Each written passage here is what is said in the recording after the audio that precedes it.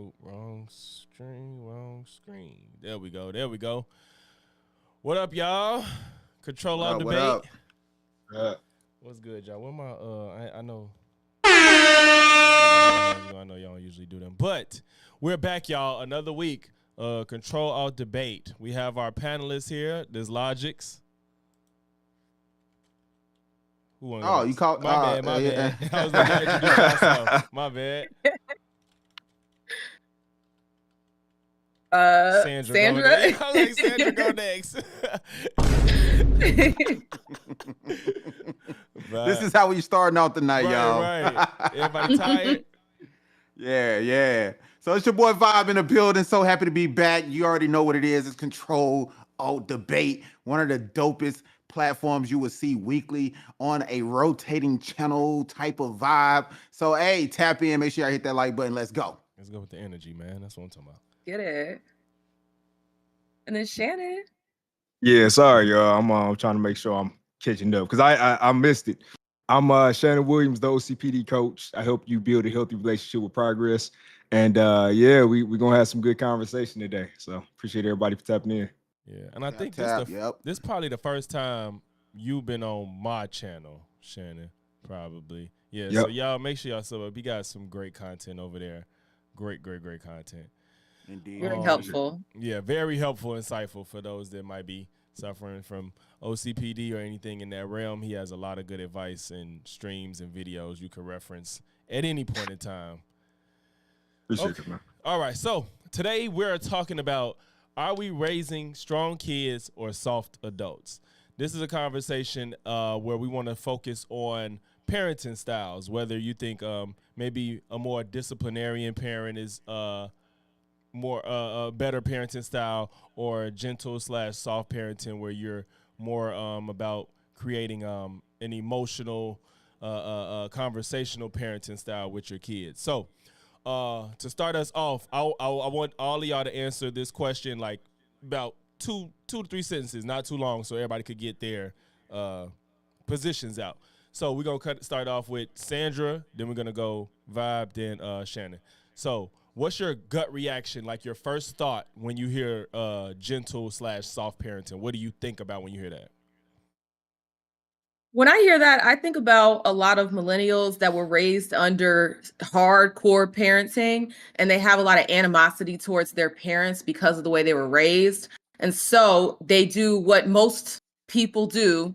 Instead of just correcting what needs to be corrected, they overcorrect to the point where they don't discipline their kids at all. And so now going to the grocery store is even more difficult because somebody's badass kid is running amok in the store. So that's how I feel about that. My gut reaction. Okay. That. For me, definitely when I hear it, I come from a old school generation. Me personally, I did not whoop my child. I didn't, and falling into that dynamic of thinking that we can move too far away from how we was raised. It could cause a disruption in the child itself, because I believe in, again, epigenetics and how things are passed along. If that child internally needs a stronger discipline and you don't give that child that, then they may run amok, as Sandra said, and may not actually grow to be the child you think you were raising, just because you didn't give them a strong disciplinary action when some things needed that. So for me, probably go back and would have changed a few things, but nothing too major. I'm not trying to beat my child or throw her in the freezer, for hours at a time. But that's what I'm saying. Okay. Shannon. All right. So yeah, I have a son. And with boys, I think with boys, you have to be a little tougher. And with me, I always think about the fact that the only time I'm really ever tough on my son is if it's something that is going to put him in danger.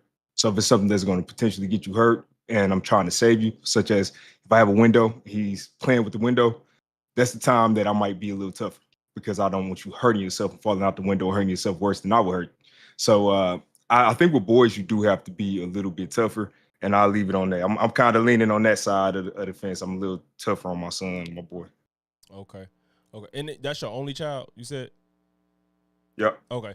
So, all right, let's run it backwards. Shannon, you go again. What's your gut reaction when you hear more of a traditional or a disciplinary parenting style? What do you think about when you hear that? Traditional, traditional. I think it's I always look at results, right? So when I hear it, I start to think about results. So if we're talking about people who come from a traditional background, where are they at now? Are they able to sustain on their own? I know a lot of. I'm not just talking about because of the economy, all these different factors, but you do have a lot of people who are not able to have that willpower or that discipline to go and make it on their own. They would much rather stay with their parents. And I'm talking about people who can work. So when I think about the traditional, I think that work ethic, that structure, that nobody's going to save you. I think all of that comes with that traditional way of parenting. Okay. That. Y'all know me. I gotta go the unorthodox route when we have these conversations, because we gotta ask ourselves what is a traditional upbringing. We all come from different backgrounds. We all come from different structures. For me, the way I got my ass beat was not traditional. It was traditional in the sense of how a lot of black parents would raise their kids. Got my ass beat with telephone cords and switches that were technically sticks. And did I come out to be a person that was a horrible person? I don't personally feel like I'm a horrible person. People might tell you some stories about me, but it's nothing to a degree where I'm a horrible person. So for me, it's like, yeah, that helped discipline me in some ways, but I don't think that was the right approach.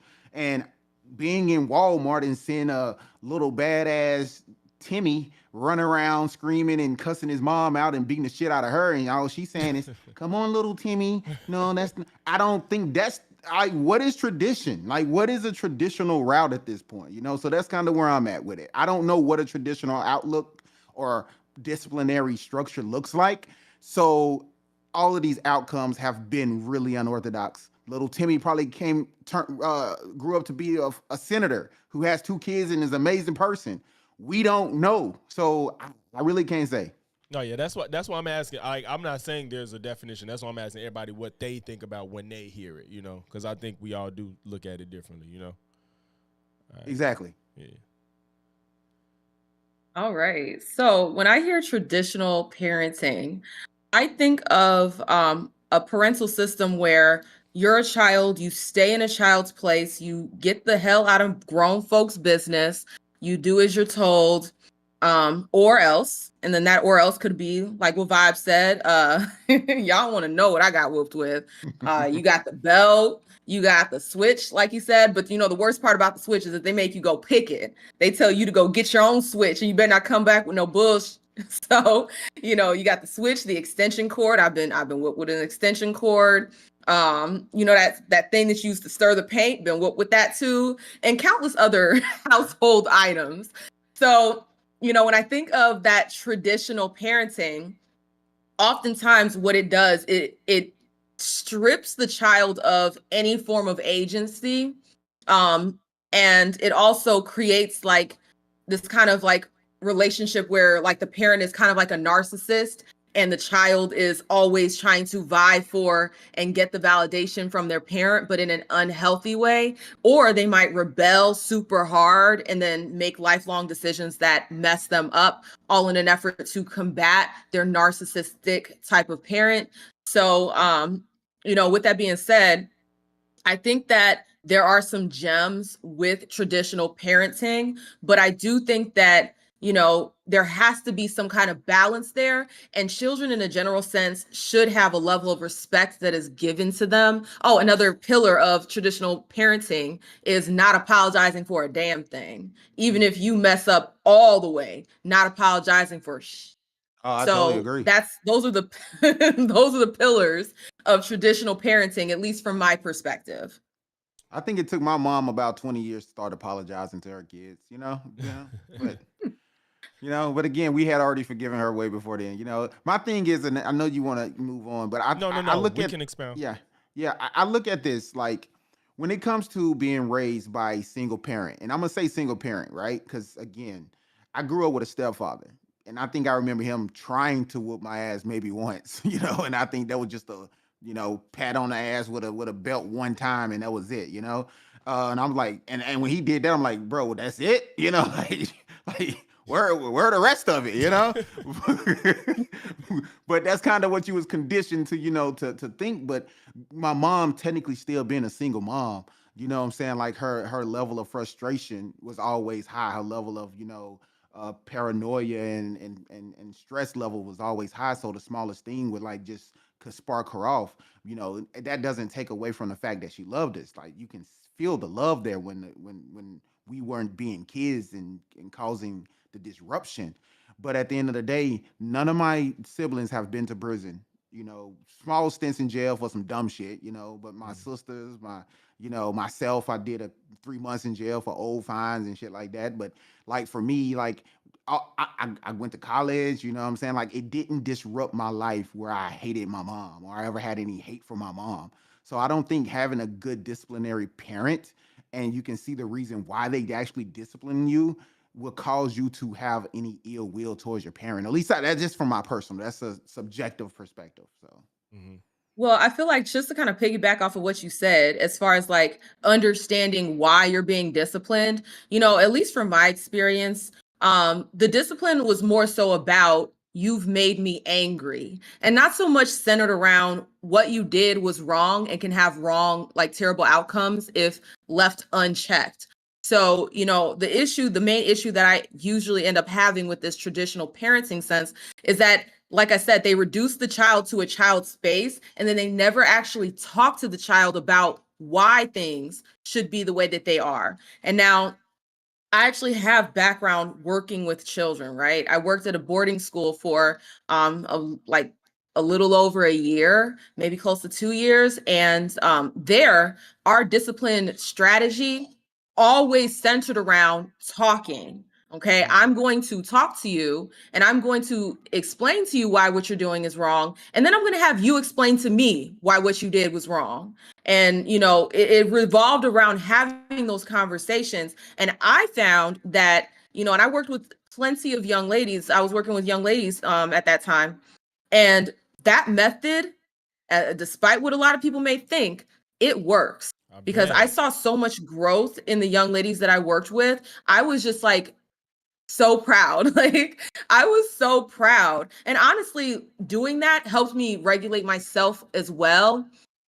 So I feel like with that old school parenting, always reducing the child to you're a child, stay in your place, not showing the child any autonomy or any respect, feeling like you could just talk to them any old kind of way, treat them any old kind of way, and they're supposed to just take it. That becomes very toxic, and that can lead to a lot of animosity.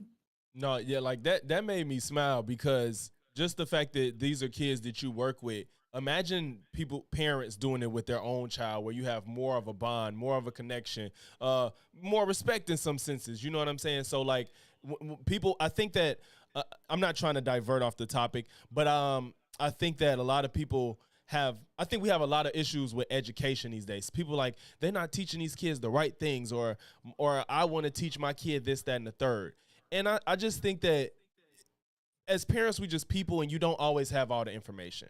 And there's nothing wrong with different techniques or going to people that have been trained to do this. And we have results. We have things we could refer to that work and do not work. So like you saying about like, we explained to them what they did wrong and they explained it back and stuff. That's I actually never heard the explain it back part.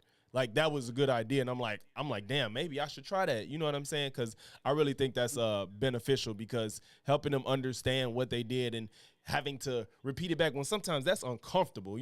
People don't like to admit what they did wrong and acknowledge it and have to atone for it or whatever. So I think that's good to instill in them young. Shannon, Yeah, and even further, yeah, go ahead. just one quick thing. Even further with that method, not only was it you need to explain to me why what you did was wrong, you need to also show me that you can correct the behavior. So, with that method, within like a few hours, I need to see that you've corrected that behavior, and it really focuses on learning a skill. rather than don't do this because it makes me mad. And I feel like a lot of traditional, specifically Black traditional parents, they focus so much on how they feel and not so much on the behavior itself. Like, I feel like a lot of times, I'm sorry, I keep talking, but a lot of times when it comes to rearing your child, you have to take your emotion out of it. Because if you just make it about you and not about the child actually growing and learning something, then all they're going to learn is how to tiptoe around you and your feelings. You know what I mean? Yep. Shannon, you want to add anything or no?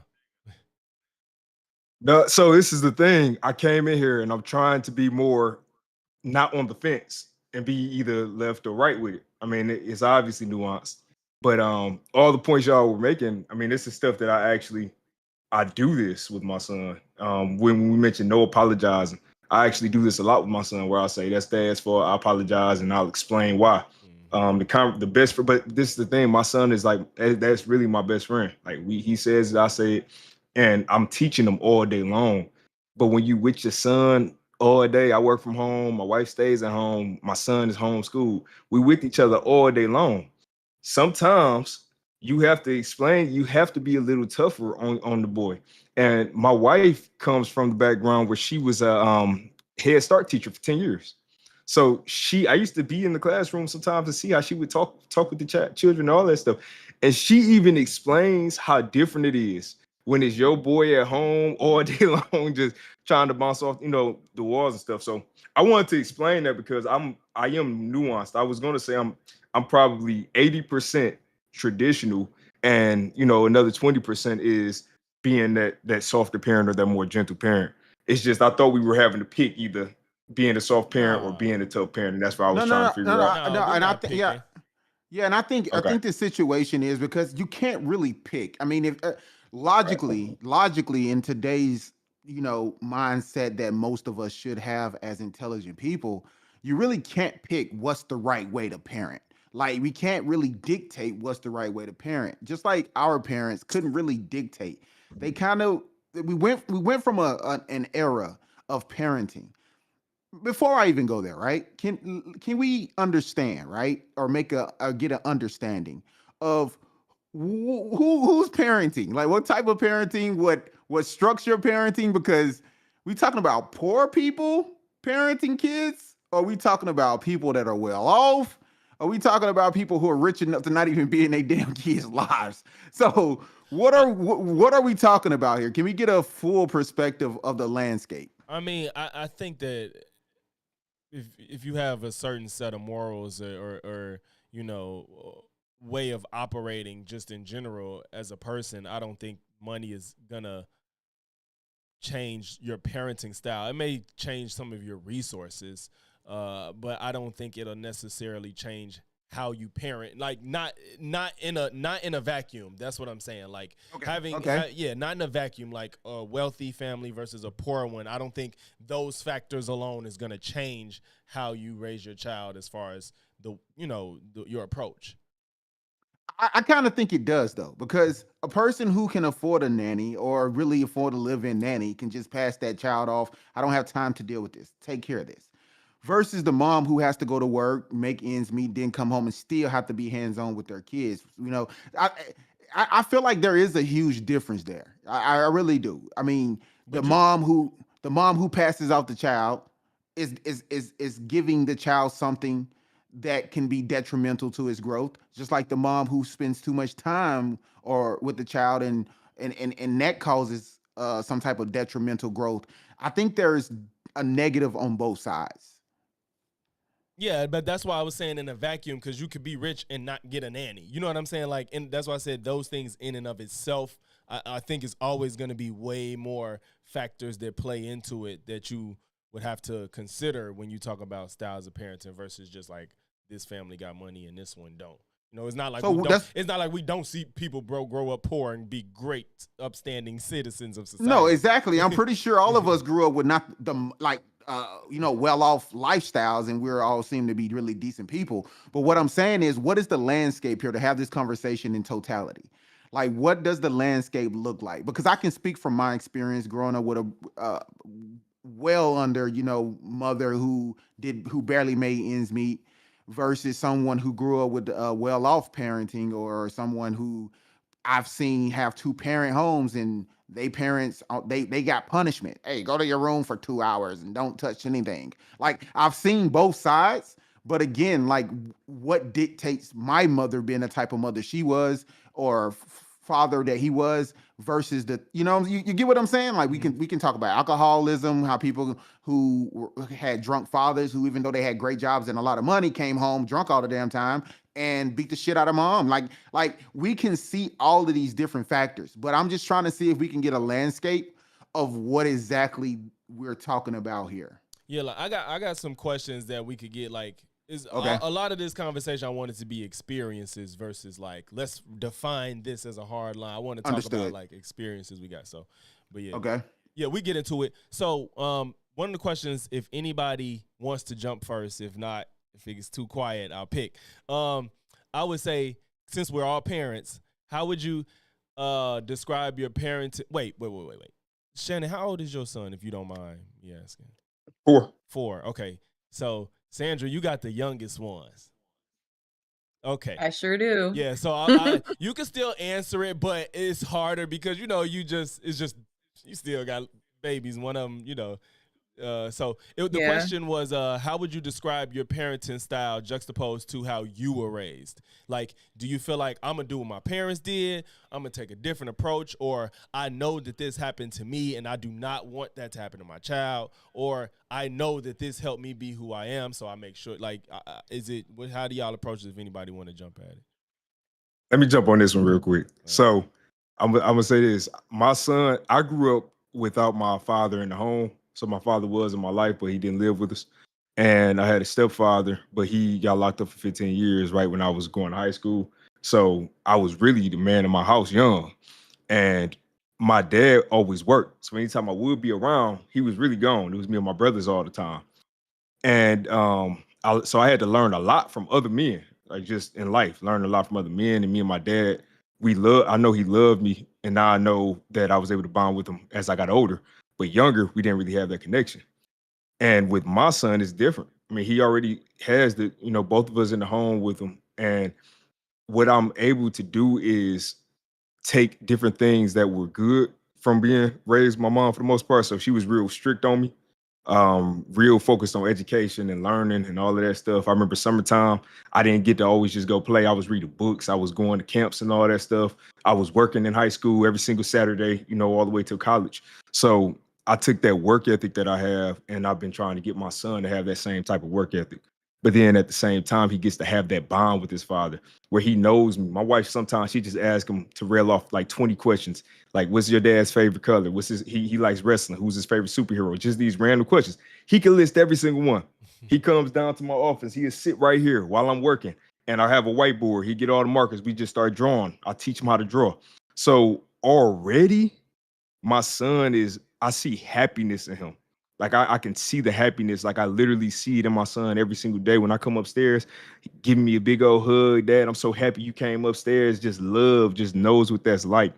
And me growing up, obviously, you adapt to your conditions. How people, they say you can lose all 4 of your limbs and they still can have the same level of happiness as somebody who has all 4 of their limbs. Yeah, you could lose a lot of your body's figure and still live out a full happy life. Yeah. And so I can see that with my son. Now, this is the difference. And I'm gonna tell you the difference. I have to hold myself back from spoiling my son because I know that that's a risk. And I have more resources than my parents did at my age when I was growing up. So Resources.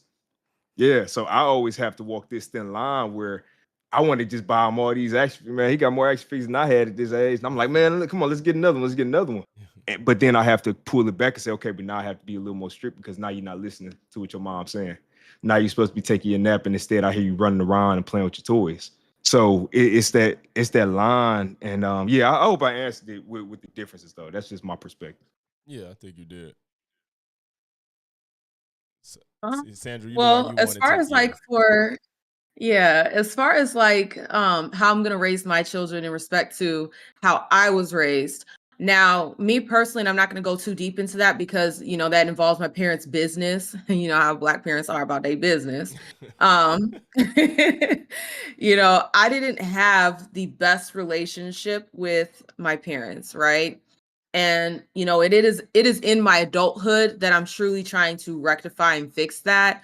And I just know that for my children, I want to make sure that I not only prioritize the ethics that my parents instilled in me, because they did do a good job. Me and my sister were both, good citizens. We don't, mess with people. We've never been to jail. Like, we both are educated, have, good lives, right? So I want to take those parts, but also I want to make sure, and I love what you said, Shannon. That was just so beautiful to me. Making sure that relationship is there, because if you ask me to tell you about my mom's childhood, I wouldn't have much to tell you because she doesn't talk to me like that. You know what I mean? And then when it comes to my dad, I only know things about him because of other family members. When you get to like the holidays and everyone starts talking and kikiing about the old days, So my parents really didn't take that time to build a full, robust relationship with me. And it created this dynamic where I developed a lot of issues because of it. And, it's in recent years that I'm starting to work through it.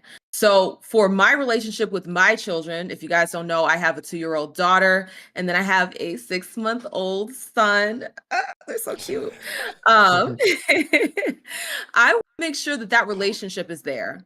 They have to have the morals. We have to, discipline, but I want to talk to my kids. I want to tell them about myself, about my kids. I want to have a real relationship with them. I want to feel like when they get older and they're adults, that once my job as parenting is kind of over and I can kind of send them off into the world, we can then just be friends. Right? That's As what it I should. truly want. I Yeah. want once my son and my daughter and however many kids we end up having, once they grow up, I want to be able to be friends with my kids. I want them to be able to come and talk to me, and I want them, even in their younger years, to be able to talk to me, because whenever I would go through things, I'd never felt comfortable or safe telling my parents about it. I just kind of dealt with it on my own. And being a teenager trying to work through your own problems is very difficult. You develop some very toxic ideas because of it. So for me, I want to make sure that, and I saw this wonderful video of this man, and he was talking about his parenting style, and he said, look, when my daughter gets into gets into trouble and something bad happens, I don't want my daughter to think, oh no, what will dad think? I want her to think, oh my God, I need to talk to my dad. I heard that I somewhere need to talk too. to my dad. Yeah. So that's the type of relationship I want to cultivate with my children. I want them, whenever they are going through something, I don't want them fearing my response. I want them seeking my help, if that makes sense. Perfect sense. That makes sense. Vibe, you good? You wanna chime in? Yeah, Or? yeah. I chime in. I chime in. Try to keep it short, and so we can move on to the next question. But and I kind of have a question for Sandra and Shannon as well within my statement. Um, for me, my parenting style is obviously wasn't my mom's. It wasn't, I guess, my father's either because he wasn't there. But I was there for my daughter as much as possible. I was a single father for the first 2.5 years of her life, technically. Um, Unfortunately, her mom passed when she was 10. She had sickle cell anemia. Struggled with that all her life. My daughter was mostly raised by her grandmother. And that's a lot of my fault as well.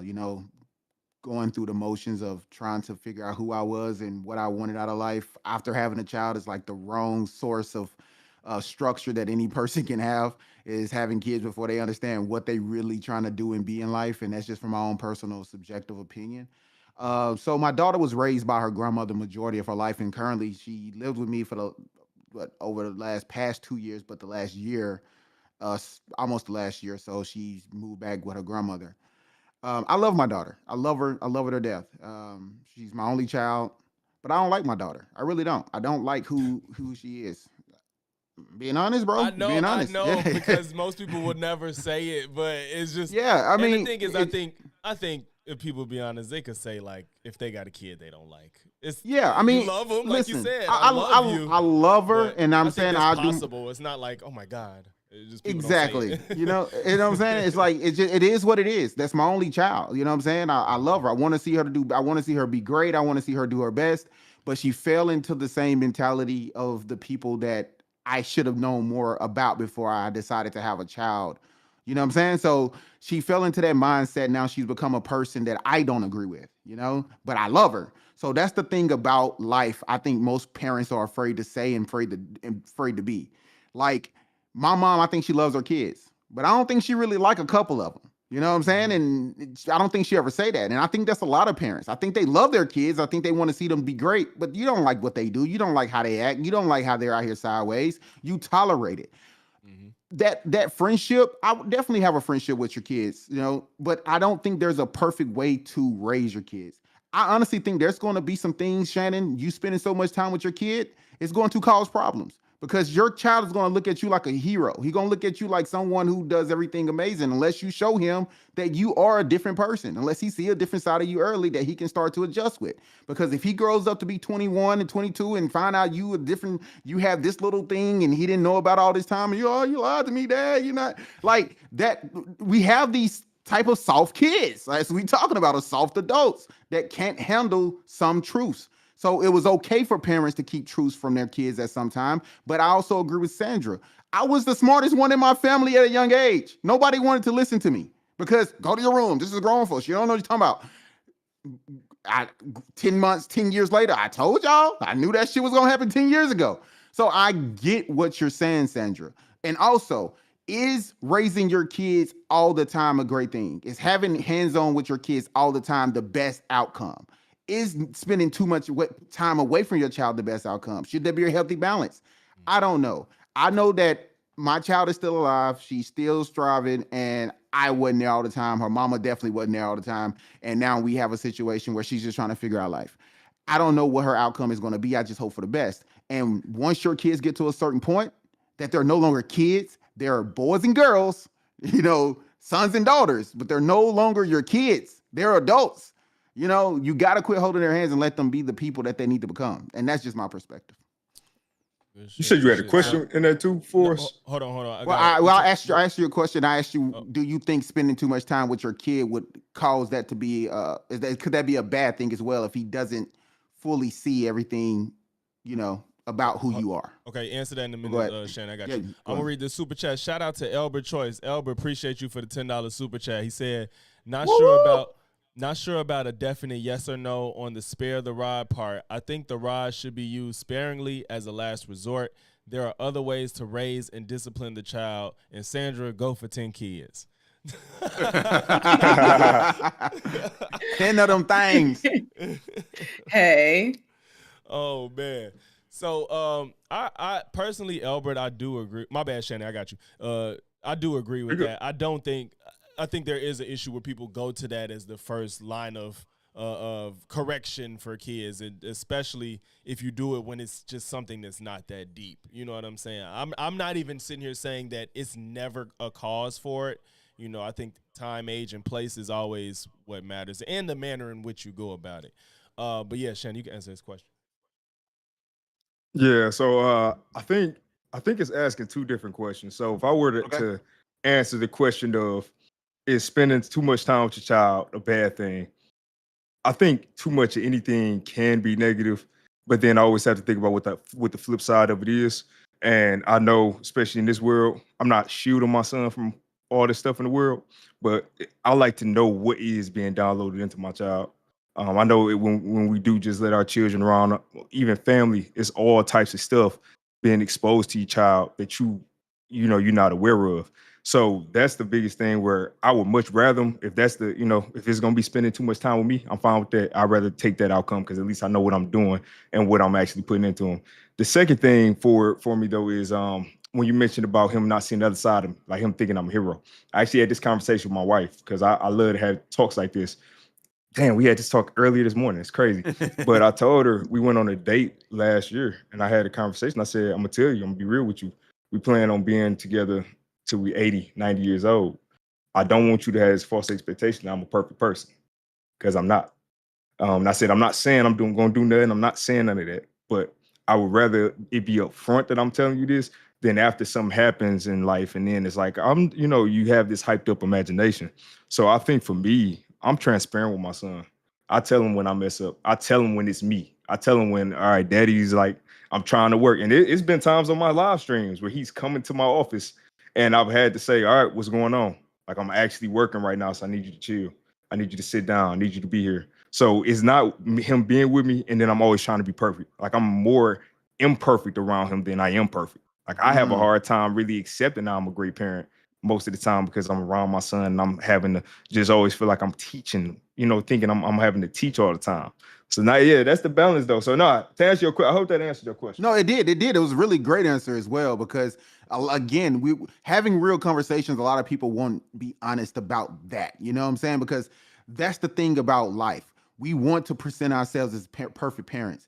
People was tell, oh, I'm a great mom. I'm a great. No, the hell you not. Not on the scale that you think you are at least. You know what I'm saying? So like, let's just keep it a buck about it. Like that's the thing. It's like overall, I feel like if you got your kids to the age of 18, they're not dead. They might have came across a few scars here and there, not always on the parent, but just because of your lack of attention, that's part of life. Getting scars, getting bruised up is a part of life, and I think that helps us become a little callous when we need to be in life a little time. Yeah, at some time. So that's all I was saying.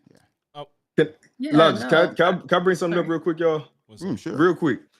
I got to talk about this other side because we talk about strict parenting, we talk about gentle parenting, but it's this fine middle where my son has my tendencies. He has my brain, but he's going to be better than me. I always tell him like, man, you got so much potential, you engineer.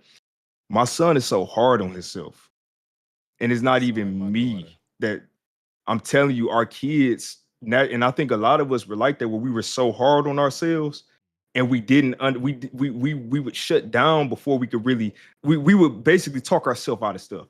That's what one of my struggles has been with my son, more than just his behavior, is me trying to continue to get him not to be so hard. Like, he wants to get something right away. If I'm teaching him how to type on the computer. If he mess one letter up, it's like, oh damn, I'm bad. And I'm like, dude, my daughter do you just my daughter is something like that. Man. So yeah, and that's where when we talk about the general parenting, that's where I think, especially as men, like that's where I've had to be able to be a lot more gentle. Whereas it's like, okay, nah, I need to understand my son from a different perspective now. Now it's not about you're doing something wrong because you're making, like Sandra said, you're making me mad. It's not about that. I'm trying to teach you something now. I know I corrected the name.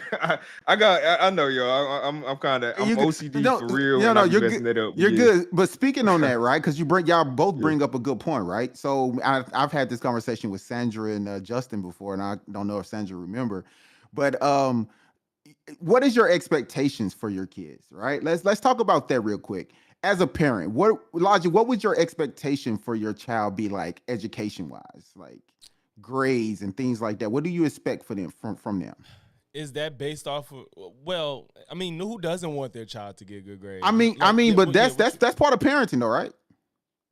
What you mean? Like, yeah, like I don't get what you're saying, because of course I would want them to be the best they could be. So all right, so from my perspective, parents expect their kids to be AB students. They want them to have honor rolls and stuff like that. They want them to be great in school. Like, is that an expectation that you have of your child? I want that for them, and I want them to be able to achieve it, but I don't know if I'm gonna be like disappointed if it don't happen or anything. I'm gonna do my best to try to help them get to that point. You know what I'm saying? But there's always a sense of autonomy of who a person is. You know what I'm saying? Like, you gonna keep your kid in school from pre-K to high school, and hopefully they make it. And then after that, or if they don't even graduate, it's only so much you could do to make them, you could try to motivate them, but then they're gonna have to motivate themselves. They're gonna be great in some subjects and not so great in others, and then you're just gonna have to put more time into that. But that kind of ties into what Shannon was saying about being like what you mentioned about him being like super dad and stuff. I was like, it was this thought I had where I'm like, have y'all ever thought about like whether you had great relationships with your parents or bad, that as when y'all became parents, have y'all like, damn, I'm a whole parent and I don't even know shit for real, like out here, you know what I'm saying? And it's like, we looked at our parents, you know, depending on what your relationship was. I had a decent relationship with my parents. And I'm like, you know, you at that age, you think they're probably doing everything right. You know what I'm saying? And you look back and then you a parent, it's like, you ain't know what you was doing, bro. You was just like trying to figure this shit out because there's no way, because there's no manual to this shit. And it's just it's kind of crazy once you're in the position where it's like, damn, we just like everybody is just some people trying to figure this shit out. And it's kind of scary because you could be doing something you just truly believe is so helpful and it could be to the detriment of your child. And that's scary. Yeah. Yeah. And Sandra, I know you want to say something. I just want to say one little comment, and then I'm pass. What you just said about the parents, I called my pops 2 weeks ago, and I told him, I said, I got to tell you, I love you. I appreciate you as a father, and it's hard. I'm like, it's hard. And I say, I know you did the best that you could with your circumstances. It gives you a whole different perspective. That's all I wanted to say. So go ahead. Yeah, no, I agree with what you said. You know, the parents, they try their best. But you know, me as an adult now, the issue that I kind of run into is when you try to reach out to, you know, kind of talk about your experience, you know, because I think from having that closure and then having other people understand where you're coming from and understand your experiences, that can be so healing for a lot of us. A lot of us really need that healing. But when we think about like the older generation, the baby boomers, oftentimes you're not able to get that from them, right? Like, you know, Vibe, you got that apology. I'm still waiting on mine. And Damn. so at a certain point, I think I've given up. In a sense, I've given up on getting that apology, because a lot of that generation, they have this idea. Well, you didn't grow up as bad as I did, so you grew up damn near perfect. That's what they will say, because you didn't have the same struggles that they had. And somehow it's like, oh, well, we have to be in a competition to see who struggled more. And if you struggled less, then your struggles don't matter. But that's clearly false, right? And so you know, when I think about how my parents raised me, and I agree with what, you know, Shannon and Vibe are saying about, you can't try to be a perfect parent and try to make your child think that you're perfect, because with that thought, you know, you really manipulate your child and you set them up for failure, because then now they're trying to achieve something that's not achievable. Okay. They have to see that their parents are human. And I think one of the greatest superpowers that us as parents can do is being able to show our children how to be humble at times, how to apologize when you're wrong. There are and I know you guys have seen this on the internet, there are so many people that, despite, you could put evidence right in their face and they would see it and they would still hold the line that they're not wrong. They refuse to admit that they are wrong. And that is a problem. That is something that is trained into somebody. And I really feel like if we as parents make sure that we show our children that it's okay to be wrong, that's how you learn and grow, by being wrong sometimes. If you're always right, then you're stagnant. Okay. You're not having, you know, deep conversations like that. If you're always right, you're only talking about, oh, the sky is blue and the grass is green. That's all you're talking about. You're not on any level at that point. So if we show our children how to apologize, how to admit, hey, I'm wrong, I messed up, and apologize and have real apologies, not that I'm sorry you feel that way apology. If you guys can see, I'm triggered. But, you know, how you truly apologize for something and hear what the other person is saying. If we show that to our children can be better than what we are and continue to move that needle forward and heal what people will often refer to as generational curses. I think we hold too much of a lineage or connection when it comes to the parent-child situation. I think just because someone birthed you doesn't mean they have to take care of you. I think just because someone brought you into the world mean they need to have a relationship with you. I think if they kept you alive and nurtured you to the point where you can be who you are, I think it's still, it creates diabolical structure in our society for us to still be looking for something out of people we know are not going to be the people. So now we have to question our own delusion. If a murderer is a murderer, we can't say, oh, he never murdered. Like, he can grow out of that. Motherfucker kill, he can gonna continue to do it. So it's the same thing with your parents. If your parents is neglectful, you can't be 50 years old tomorrow. Oh, are you gonna start paying attention to more? No, motherfucker, they not. At a point, you gotta move past. Yeah. You know what I'm saying? Like for me, I right? agree. I got over my father wasn't going to be there at a young age. I forgave him. I literally forgave him. I didn't have to, I just knew who he was. I said, fuck it. I ain't mad at you. Listen, if you ever come around, I ain't gonna treat you no different. We can hey, if you ever decide that you want to go kick it and grab a beer, coffee, I'm okay with all of that. But I'm not trying to change you. I can't. The thing about, I think, our personalities and our perspectives as humans, we want people to change for our benefit, but it could be at their detriment, right? Because people are who they are for their well-being, and we want them to change for our well-being, and that's not the case. And I see this because there are so many people who are still walking around here with mommy issues and daddy issues because they have yet to realize that that's who they were. That's who they were. Like, it's okay for that person to be who they were. They had a child, they got pregnant, they didn't kill you. They did, what I mean? So you're still here. Find you. Go be a parent, and then find out, no matter what you do to your child, no matter what you give your child, no matter how you raise that child's still gonna grow up to see you in the light that they see you. That's just how they're gonna. That's the perspective. I do agree that, like, nobody should be walking around at a certain point like blaming their mommy and daddy issues on their behavior or anything. Like, at a point, you can't do that. But I don't know if I agree with they don't. I don't want to mix up your words, but I think you said they don't owe you nothing because they birthed you. Is that what you said? Yeah, they don't owe you nothing. Okay. I think if you, by law, they do. You kind of do. Like, what they owe you? Well, unless you give them up for adoption, legally, yeah, they owe you. Well, you said after 18, though, right? But that's what I'm saying. If they birthed you, I'm talking about I'm not talking about once you're an adult. Okay, but I'm saying they birthed you, right? They kept you alive. What if they barely kept you alive? You're alive. What do they owe you? What do they owe you? Well, okay, so is this just in reference? Are you just saying this as in once you get out of that situation, don't hold on to it? Because I agree with that. What I'm saying is, in that structure, right? Yeah. What right now? What do you owe your child as a parent? What do you owe them? Everything I could possibly get them to be the best version of themselves. All right. Everything that you could possibly give them, right? Yeah. What you perceive is everything but their perception is that you didn't give me enough, because you don't know how they're going to perceive what you do. That's possible. That's right? possible. Yeah, because I've witnessed this. I've witnessed a parent, like, especially like when you're younger moms and stuff, where you're doing the absolute best. But that's why I was like, I'm not referencing people struggling, but the parent and the child are gonna clearly see those things differently. I'm damn near talking about people that's not taking care of their children. That's why when you said they don't owe you, I'm like, are you talking about people that's just full-blown neglecting their child? You know what I'm saying? Shit like that. I was saying that I will take issue with, versus like, I'm just trying to be a parent, and even if I suck at it, this is what I was able to do.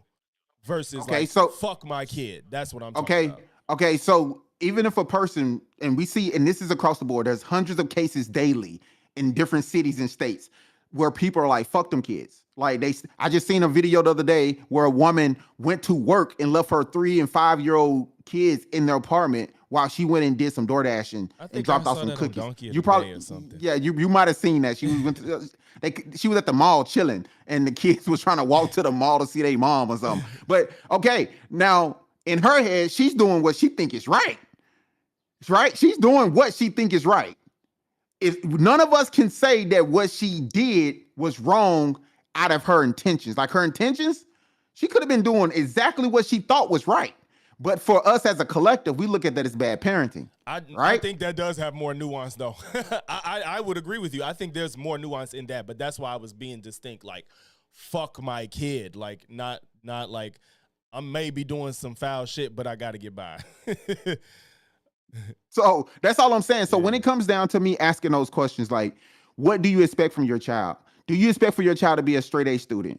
And if that child is not a straight A student in all categories, are you upset? Why you didn't come home with a B? Why you come home with a C? Like you have to accept that your kid may be a C student. It's okay. Yeah. It's okay with your kid being a C student. It's okay with your child not being great in all areas. Find out what area he's great or she's great in, and focus on making sure they are great in that area. And then put your energy into making sure they're good at that versus trying to make them great across the board. That's my issue with parenting. The only issue I think I have. I think that's a version of gentle parenting, to be honest. And I'm not saying You you were think so? opposed to it. Yes, because back in the day, they'd be like, you need to have A's and everything. Like, No, I they wanna agree. do- Yeah, now it's kind of like, I'm going to accept that you're not perfect, but we're going to, like, if you come home with F's, I'm going to have to try to figure this out. Something's probably going wrong.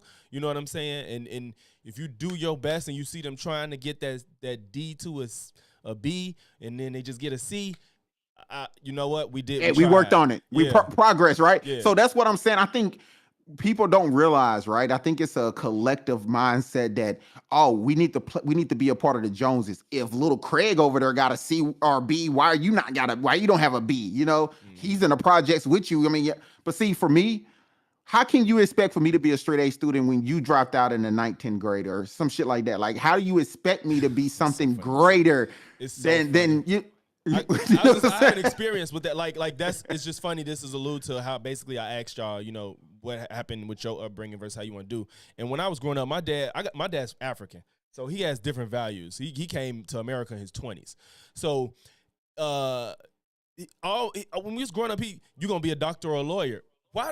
Why are you saying that to me? I don't want to do either one of those things. You're going to be a doctor or a lawyer. Yeah. Why you ain't got A's? Like, he was like one of them because, his values is so different. And it's like, looking back, it's like, yeah, you wanted the best. And all you know is doctors and lawyers getting money. You know what I'm saying? But for me, it was just so off-putting. It strained my relationship with my dad. Like, I really didn't want to talk to him about nothing. I couldn't ask his advice about shit that I liked. You know what I'm saying? I played basketball. Of course, he supported that. But it was just like, as far as like real life stuff, it was hard. And I sometimes it kind of messes with me that I'd be like, what would my life be like if I had an American dad? You know what I'm saying? And then it's not that I dislike him for that, because it's just what he knows. But because I see the kind of dad I am to my daughter. And I'm like, I just think things could have been different if I had a parent with some different values, Logic, let me tell you something real quick. Shit is the same. It's crazy as sound. My grandma, I'm gonna tell you this part, not everything, but I'm talking about as far as the expectation. My grandmother and the rest of my family, that's all I heard. Lawyers, doctors. Brother, this was even when I got grown. When I turned 19 and got a full career, they were upset that I left college, got a career in engineering, and they were upset at me for not becoming a lawyer or doctor.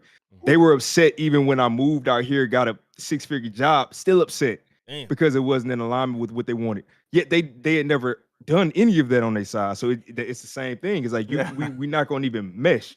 And another point on that, it's funny y'all talking about this. My son, I recently, I think it was about a week and a half ago, started calling him an engineer because I realized how his brain worked. Man, I just get him blocks.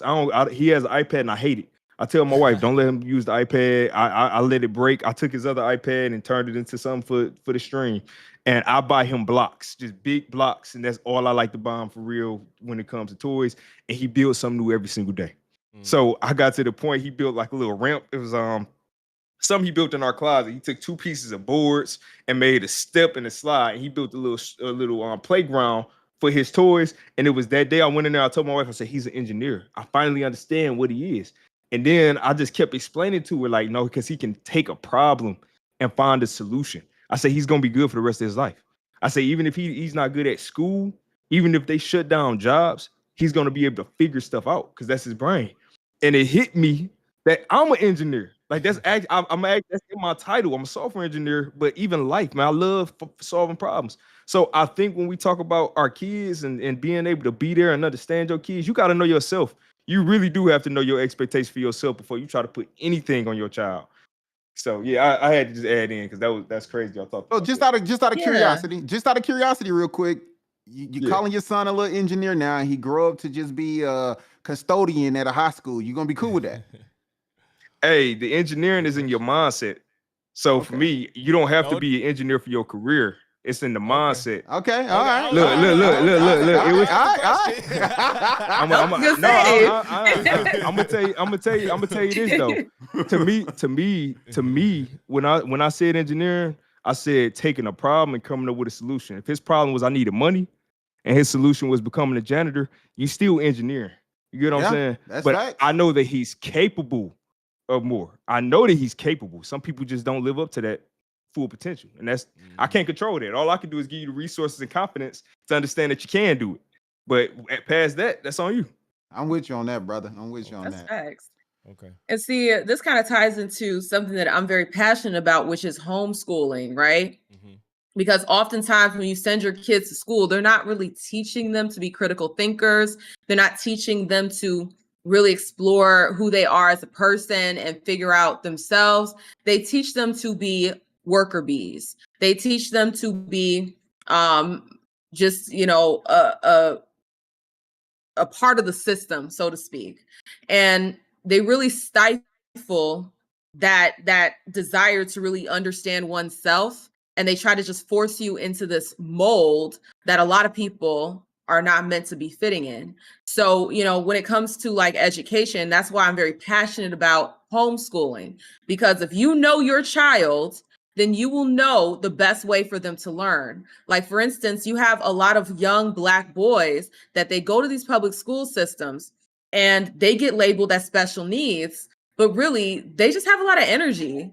They just have a lot of energy, and sitting down, being quiet it's not conducive with their mind. It's not conducive with who they are. So it's just like you try to force these children to be something that they're not, and then you call them stupid because they can't sit there and be quiet. And it's like, they're not stupid. You are. I'm saying it's you. You the problem. The kids, they often get labeled with all these different things. And sometimes it's true. But even if it's true, it doesn't mean it needs to be treated like a disease. It needs to be, it needs to be approached like, okay, well, you have this. How do we work around that? And that's something that I'm very passionate about. For instance, like children that have ADHD, how do we work around you having that type of mind so that we can get you to reach your full potential, as opposed to just saying, well, you're not like Becky over there, or you're not like Joshua over there, so there's something wrong with you and you're just a bad kid for that. I hate that so much. Well, I think that's why they use IEPs now, though. That's what IEPs are. Even with the IEPs, a lot of these teachers out there, they don't give a damn about the IEP. All they care about is, are you doing what I tell you to do? Well, some do. I'm not saying all. I gotta jump in on this real quick, because I got ADHD, and I'm sure my son has it, and we homeschooling him. And it's everything real quick. When I was in high school, I was creative. I was always more creative than the teacher, my art teacher. They gave me art 4 years, and I was making stuff at home. I was doing tattoos, probably shouldn't have, but I was a tattoo artist, learning web design, 3D, all that. And it got to the point where I used to try to be creative in classes that wasn't creative, like social studies. I tried to do I made a 3D museum for 12th grade. And they said, teach the class in a way that you want to have them learn this information. Made a whole 3D museum, African-American history museum. They walked around, all that stuff. I got an F. Teacher gave me an F. Why?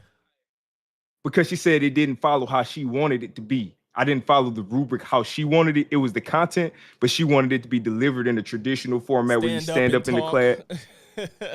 And I didn't do that. I had made it where it was a full video interact. Bro, I did a whole freaking presentation in 12th grade from scratch, learned all that, and she gave me an F. And I always tell my art teacher, because me and him still cool, he the only person that ever understood me. He understood how I was, and if it wasn't for him, it's no telling if I would have ever tapped into that real potential that I had.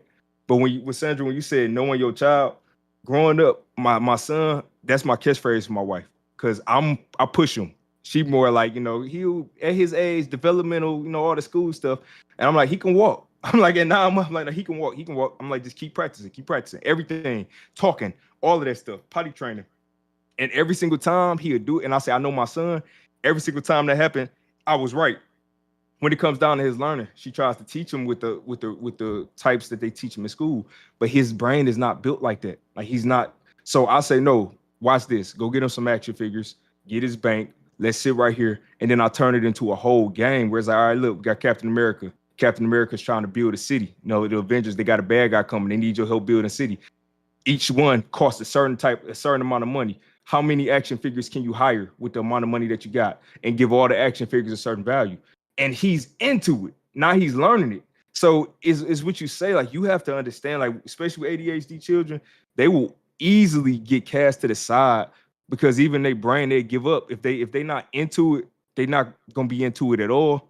And they will be labeled as what did you say, slow, stupid, whatever it might be. And it's really like, no, it's just, can we find ways for them to be more creative? So I do think if you have ADHD children, I do think homeschooling especially is good because you have that flexibility to really make it whatever you need it to be. So I had to just add that because that's my topic right there. I love that talk. Yeah, Okay. that's a good talk. And let me add on to that before we move on. I just recently watched a video on Gloria Hallelujah, also known as Glorilla in the music industry, right? She was homeschooled as well. I'm glad y'all brought up this conversation because I don't look at this in the same aspect. She was homeschooled for like into the age of 7 or 8. Where she was pulled away from her home because her mom was super religious, like I think like Muslim or something. But the mom would let them go outside, wouldn't really allow them to be around other people, end up getting put into the, foster system, getting put into, homes. Then she got into the public schools districts and she was able to go outside and be around other kids. And that's how we get the person we get today as Glorilla, because without that experience, she probably wouldn't have been that. She probably would have been a little, not a socialite. She probably would have been someone who just was really extroverted, introverted, I mean. And for me, it's like, I don't think homeschooling is the answer or always the answer, right? Because I think that we remove a lot of social experience that we should allow our kids to have, so they can really see what our society is really built on. So they're not shell shocked when they actually go out into the world.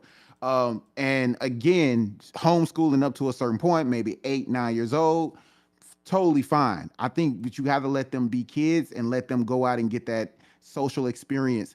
And when we say we don't want our kids to go to public schools, I agree, because public schools is what? The fuck is that? That's a government entity. Like, we're back to having the conversation about poor people, right? If you want your kids to have that same homeschool feel, but also get the social experience, pay $70,000 a quarter. Pay $80,000 a quarter. Pay that to have your kids go to a private school where they get that, education that you want to give them or an experience. Go ahead. Yeah, I agree. I'm not against homeschooling, but I do agree it's not the answer. I don't think like a lot of people like, I homeschool my kids because I agree that there's some level of learning things faster because you're individualized. But like you said, the social aspects of school is so spot on. And then if you can't recognize some disabilities your child has, you just figuring shit out and don't have any answers. Like school is so different, you know what I'm saying, now than when we were in there. Now, granted, I went to a private school pretty much my whole life, so I do recognize the differences. I know, like, when I transferred my senior year of high school to a public school, so I did 1 year in a public school my whole life. I got out of school at 11 o'clock every day because of how much I got from the 3 years of being at a private school. So I didn't even have work to do until after 11. I went home at 11 o'clock my senior year. So it's a difference. And like Sandra was talking about, they teach you how to be worker bees. I've had an entrepreneurship class. You know what I'm saying? They actually was trying to teach you that there's things you can do, it's weird teaching somebody how to be an entrepreneur. It's kind of weird, but they tried. You know what I'm saying? So, and it's just a lot of value in being in those environments with people. That's why people recommend college, even if you're not like trying to make the most money after life. It just teaches you a lot being around people, And let me add on. Yeah, but I feel like you can. Hold on. Let me add on to this because I know you and Shannon about to have this kind of same. Yeah. So, and based off of what you're saying, right? Let's keep it a buck. Every year after the ninth grade, your parents stop helping you choose classes. I'm gonna be honest. Your parents stop helping you choose what classes unless they really in depth with what you're trying to do. after the ninth grade, you start looking for the easiest shit. You start looking for the easiest classes to take. You don't want to do nothing for serious. You trying to listen. If you really want to understand public, because I went to one of the number one schools in Mississippi, high schools in Mississippi, number one, and literally we had debate classes, we had DECA, we had all of these things that help you build different kind of characters and perspectives of outside of being a worker bee. But you know who wanted to be the worker bee? The people who didn't have any drive, the people who didn't have any like real ambition about anything. Well, I'm stupid. I've been told I'm stupid this whole time, so I might as well just get through this and go get a job at the factory down the street. I'm not going to college. Why would I ever go to college? Nobody in my family went to college. That's the kind of mindset that you have. That didn't start at school. That started at home. So I'm gonna leave it there. Okay, so I'm gonna Yeah, let no, y'all, I if y'all, completely if agree y'all with want to that. add, y'all go, and then we're gonna wrap up.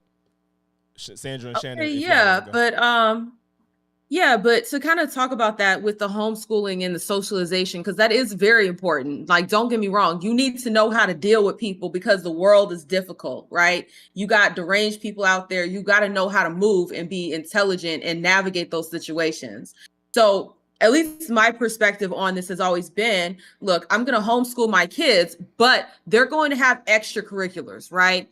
I can send them to go, do different things, whether it's an instrument that they want to play, they can join a band, whether it's ballet or whatever thing my children are interested in. I want to make sure I have the resources to fund that and push them out into the world and have those experiences because they are very important. Okay. They are extremely important for your development and all of that. When it comes to the other aspect of it, the education part of it, by all means, that's something that I want to do, but I understand that's not accessible for everybody, right? I have background in teaching, so it's a little bit easier for me, right?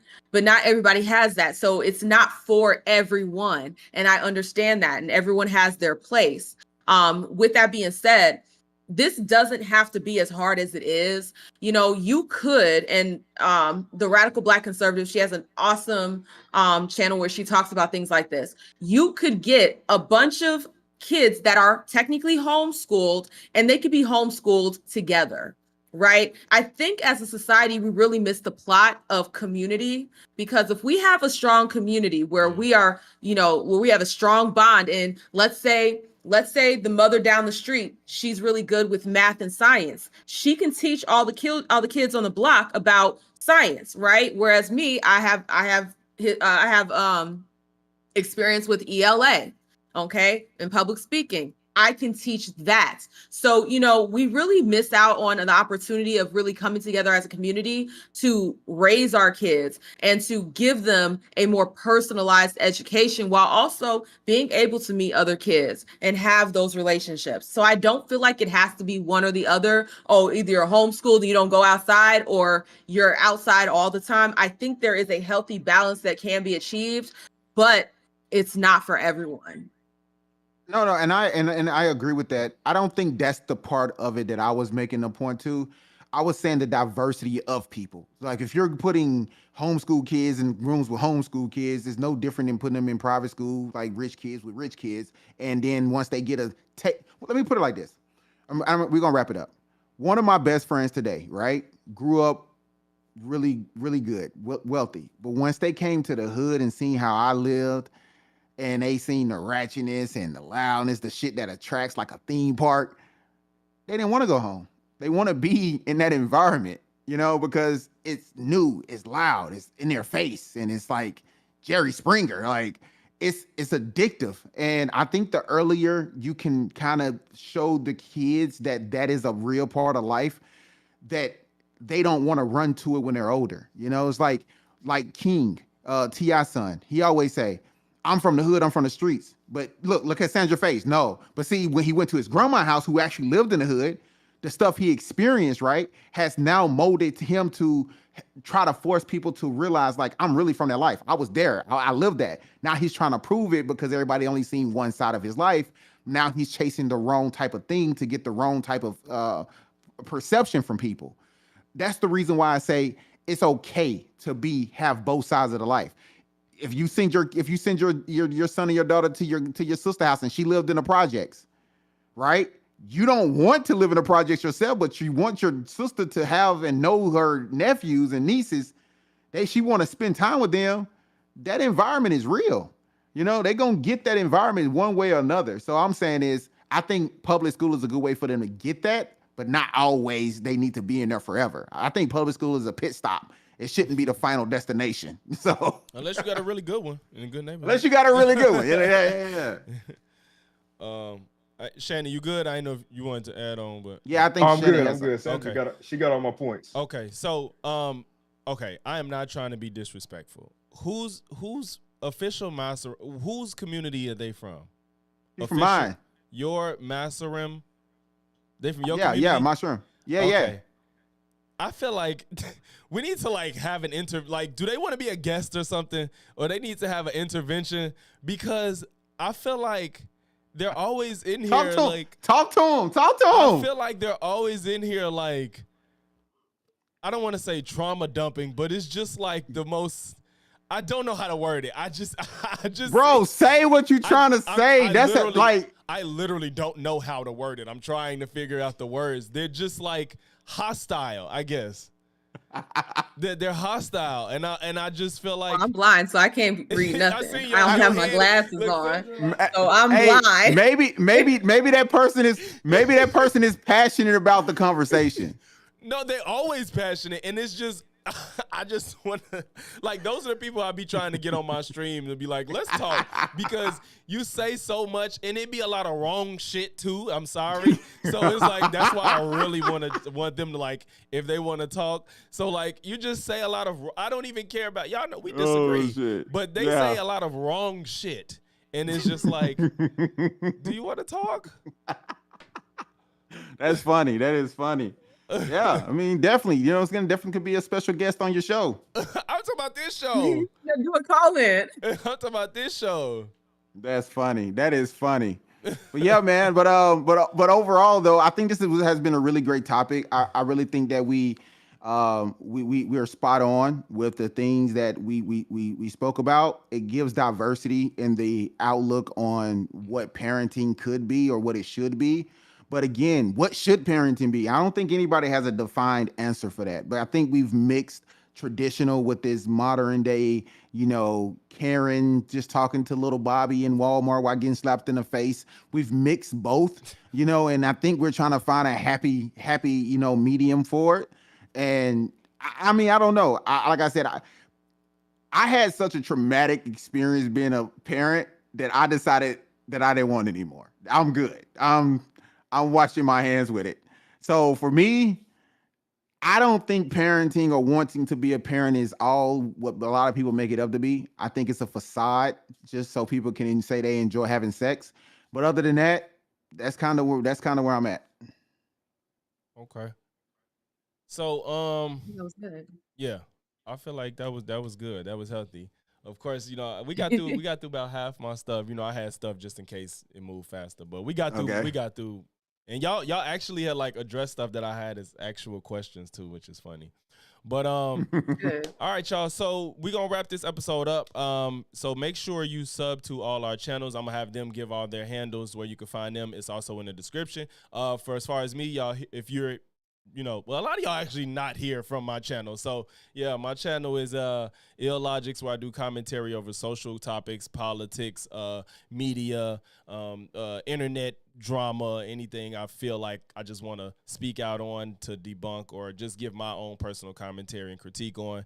I have a gaming channel if you're into gaming, Logic's Lens, that's also in the description. We have the CTRL+ALT+DEBATE channel where the VOD will be uploaded to after we go live. I have Mid-South Gaming. Yeah, 2 gaming channels, CTRL+ALT+DEBATE. Yeah, appreciate y'all, man. Appreciate y'all as well. I always enjoy. Follow me on All Facts No Bull. Listen, we here tapping in every week with Alt Control Debate. Yeah, I'm with it. Shout out to the team, Sandra, Shannon, Logics. Hey, we here. Absolutely. Y'all know Sandra Faye. We in here. My channel is my name, Sandra Faye. And I actually have a video that's dropping right after this live stream, and it is titled, "Is the Black Woman Savior a white man. So go ahead and check that out. It's going to be on my channel right after this live That's stream. wild. That's a wild one.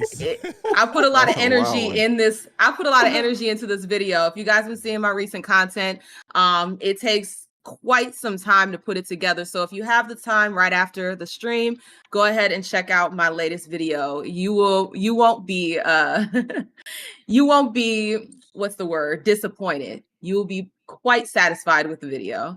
But thank y'all so much. I love doing this panel with everyone. We have an awesome team here. Indeed. All right, it's Niggas I Go Last. I'm Shannon, the OCPD coach. If you guys wanted to hit some goals in your life, get some stuff done, I'll show you how to do it 3 times a week, live, every single week. So make sure you head over to the OCPD coach, give it a follow. Let's get some stuff done. And yeah, as you guys mentioned, great topic. Love these conversations. And thank you for having me. Indeed. And next week we'll be on my channel, All Facts No Bull, correct? Yeah. So yeah, make sure y'all tap in. Tap in. It's a vibe in the description, y'all. All right, so sign up for the last thing, subscribe to the actual CTRL+ALT+DEBATE channel. Okay, make sure you subscribe to that channel, because once it is monetized, we will move these conversations onto the official channel. Okay, so let's get the ball rolling. If you love these discussions, make sure you tap in and get yourself ready and situated, because at a certain point we will move these live streams to that channel for good. Yeah. Yep, Oh, sorry. Yeah, I didn't get that official channel in the description, but it is in my channel's homepage. You find that channel is in my homepage. It's not in this description, but yeah, it's on my homepage. All right. So, all right, y'all. Until next time, good stream, y'all. Peace, everybody. Talk to y'all later. Peace. Deuces.